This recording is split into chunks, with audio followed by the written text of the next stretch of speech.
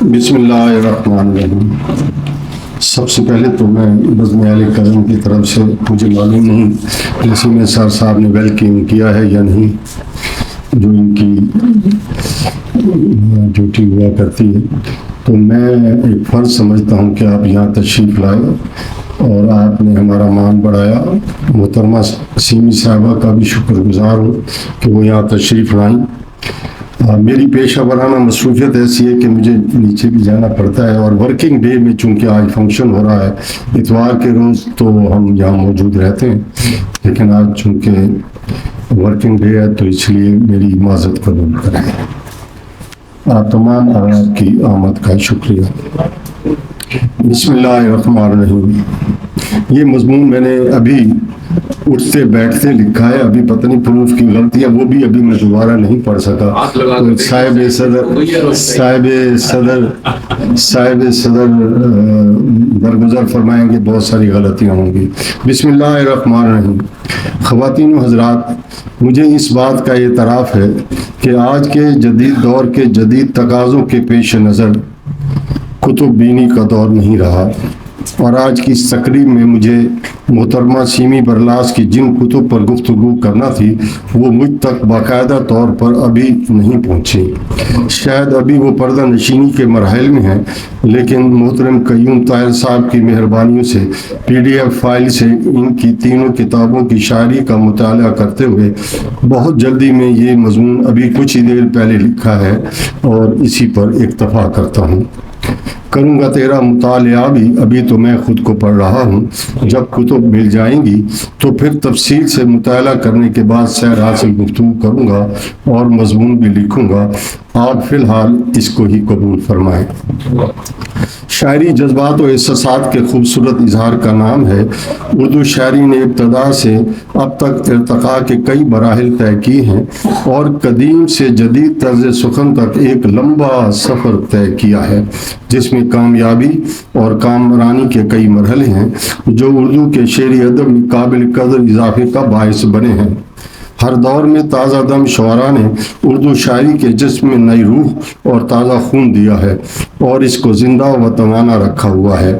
یوں ہمارے آج کے شاعر اور شاعرات بھی ماضی بعید اور ماضی قریب کے اہل سخن کی طرح نہایت محنت، جذبے اور لگن سے تباہ آزمائیاں کر رہے ہیں۔ آج کی شاعری زندگی اور حقیقت کے قریب تر ہے، اور شاعر و شاعرات سچے اور کھرے نظریات، احساسات اور جذبات کو اشعار میں ڈھالنے کا کام بطریق احسن ادا کر رہے ہیں۔ آج کی شاعری بامعنی اور با مقصد ہے، جس میں محبت، عمل، جد و جہد اور بھائی چارے کا پیغام ہے۔ سیمی برلاس بھی ان شاعرات میں شامل ہیں جو اپنی بات کو کھرے اور دو ٹوک الفاظ میں کہنے کے سلیقے کے حامل ہیں۔ انہوں نے زندگی کے مختلف معاملات کو اپنی شاعری کا مرکزی موضوع بنایا ہے، اور اسی مرکز کے گرد تمام معاملات اور بیان وجود میں آتے ہیں اور پڑھنے والوں تک پہنچتے ہیں۔ ان کے ہاں سادگی، روانی اور بے ساختہ پن ہے۔ ان کا شعری سلوک اور اسلوب ان تمام عناصر کا مجموعہ ہے جو کسی اچھی شاعری کے لیے ضروری سمجھے جاتے ہیں۔ ڈاکٹر طاہر تونسوی مرحوم کہا کرتے تھے کہ میری یہ بات ناقابل تردید ہے کہ اردو ادب میں خواتین نے اپنا سکہ جمایا ہوا ہے، خاص طور پر اردو شاعری میں تو ان کا طوطی بول رہا ہے، اور بڑے یقین سے ان کی آواز پوری دنیا کے ادبی حلقوں میں نہ صرف سنی جا رہی ہے بلکہ اس کی دھن چہار سو بھی جلوہ افروز ہے۔ اس بیان کی روشنی میں جو ناقابل تردید بیان ہے، بہت سی شاعرات نے اپنی تخلیقی صلاحیت کی بنا پر اردو شاعری میں اپنا نام اجاگر کیا ہوا ہے۔ ایسی شاعرات میں سیمی برلاس بھی شامل ہیں، جس نے اپنی تخلیق کی فعالیت کا عملی ثبوت ندا، بحر خیال اور نمی میں دیا ہے۔ اس تناظر میں خاص بات یہ ہے کہ ندا اور بحر خیال کے بعد نمی اردو شاعری میں ایک انمول اور منفرد اضافے کی شکل میں ان کی تخلیقی صلاحیت کا مظہر ہے، اور میں اسے انفرادی حیثیت کا حامل شعری مجموعہ قرار دیتا ہوں۔ سیمی برلاس کی غزل میں جو عناصر موجود ہیں وہ ایک کامیاب غزل کی ناگزیر ہوتے ہیں۔ انہوں نے جدید طرز طرز کی غزل کے تقاضوں کو پورا کر کے غزل کو جدید رنگ سے ہمکنار کرنے کی کوشش کی ہے، وہ الفاظ کے بہترین انتخاب کے ساتھ ان کے استعمال پر بھی خوب مہارت رکھتی ہیں۔ سیمی برلاس معصوم جذبات اور پاکیزہ خواہشات کی شاعرہ ہیں۔ وہ دکھ درد کی سفارت کرتی ہیں اور ان جذبوں کا اپنے شعروں کے ذریعے اظہار کرتی ہیں جن کو عام حالات میں زبان نہیں ملتی۔ وہ لطیف انسانی جذبات و احساسات کو اظہار کا ذریعہ کرتی ہیں اور ان جذبات و احساسات اور خواہشات کی تازہ دم سخنور ہیں۔ شاعری میں ان کے اظہار کے رنگ نہایت خوبصورت اور دلنشین و سحر انگیز ہیں۔ وہ بات کرنے کا سلیقہ جانتی ہیں، ان کے ہاں شائستگی اور وقار ملتا ہے۔ وہ اپنی بات کو پورے اعتماد کے ساتھ بیان کرنے کی قوت رکھتی ہیں۔ یوں سیمی برلاس کی شاعری میں سوچ کی بلندی اور شعری فن کی عمدگی ملتی ہے۔ وہ خود کلامی کے ساتھ ساتھ شاعری کو نکھارتی اور سنوارتی ہیں۔ سیمی برلاس کی غزل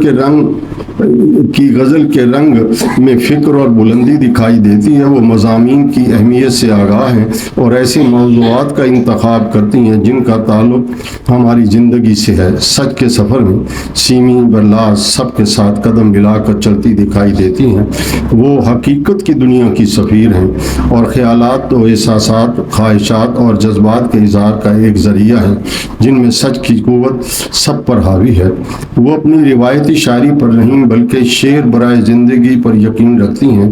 ان کی غزلیں اور ان کی نظمیں اور ان کے قطعات میں بھرپور قوت اظہار ہے۔ شاعر اپنے ارد گرد کے ماحول اور حالات سے بیگانہ نہیں ہوتا، اس کی معاشرے اور زمین کے ذرے ذرے پر نظر ہوتی ہے۔ وہ حالات زمانہ کو شعروں کی زبان میں کشید کرتا ہے اور لطیف انسانی جذبات کو اشعار کے کالم میں ڈھالنے کا فن خوب جانتا ہے۔ برلاس صاحبہ کا موضوع انسان اور انسانیت ہے۔ وہ انسانی جذبات اور حالات کی صفاقی کا شکار ہونے والوں کی سفیر ہیں اور ان کی نمائندگی کا خوب حق ادا کرتی ہیں۔ برلاس صاحبہ کے ہاں خوبصورت الفاظ اور ان کا برمحل استعمال ہے۔ وہ محبت کی بات کرتے ہیں اور محبت کے رنگوں سے احساسات کو اشعار کے قالب میں ڈالتی ہیں۔ وہ غزل کو سنگارنے اور سنوارنے کے لیے مٹھی بند کرتی ہیں اور جب ضبط کے بندھن ٹوٹنے لگتے ہیں تو وہ مٹھی خود بخود کھل جاتی ہے اور جذبات نمودار ہوتے ہیں اور پھولوں کی شکل اختیار کر لیتے ہیں جن کی مہک فضا کو خوبصورت بنا دیتی ہے۔ وہ حاسدین کے رویوں کو جانتی ہیں اور انہیں باخبر کرتی ہیں کہ ان کے حسد کرنے کی آگ خود ایندھن بن کر ان کو جلا بھی سکتی ہے۔ وہ ہر درد ہنس کے سہنا جانتی ہیں، مگر ایک بات طے ہے کہ سیمی صاحبہ کا دل مصلحت شناس نہیں ہے۔ وہ دل کو بے اختیار رہنے کی ہدایت کرتی ہیں۔ انہیں معلوم ہے کہ رب کی طرف سے زمین پر نعمتیں بہت عطا کی ہوئی ہیں اور سروں پر سایہ عرش بری بھی ہے، اپنی خطاؤں پر نادم ہیں اور ہمیشہ جھکی اپنے رب کے آگے جبین رکھتی ہیں۔ وہ ایک مجبور شاعرہ نہیں بلکہ ہنرمند شاعرہ ہیں۔ وہ ایک مجبور عورت نہیں بلکہ زمانہ ساز خاتون ہیں۔ زمانہ سازیوں کو جانتی ہیں اور کمزور ہونے کے باوجود ایک مضبوط رویے کا اظہار کرنے والی مضبوط خاتون ہیں۔ مضبوط صنف نازک ہیں۔ وہ خود کہتی ہیں، ہنر کو اپنے کرشمہ بنا بھی سکتی ہوں، جو خواب دیکھ رہی ہوں دکھا بھی سکتی ہوں، میں بانٹ سکتی ہوں دنیا کے غم اکیلے ہی، اداس چہروں پہ کلیاں کھلا بھی سکتی ہوں، بہت فقیر ہوں، بہت حقیر ہوں، ناچیز ہوں، مگر سن لو بڑے بڑوں کو میں نیچا دکھا بھی سکتی ہوں۔ اس رویے کی شاعرہ بلا شبہ ایک اچھی شاعرہ، ہنرمند شاعرہ اور مضبوط شاعری کرنے والی شاعرہ ہی ہو سکتی ہے۔ میری دعا ہے کہ ان کی شاعری اور پھلے پھولے اور آئندہ دنوں میں بھرپور توانائی کے ساتھ اردو ادب بلکہ اردو شاعری کا حصہ بنے۔ وما علینا الا البلاغ۔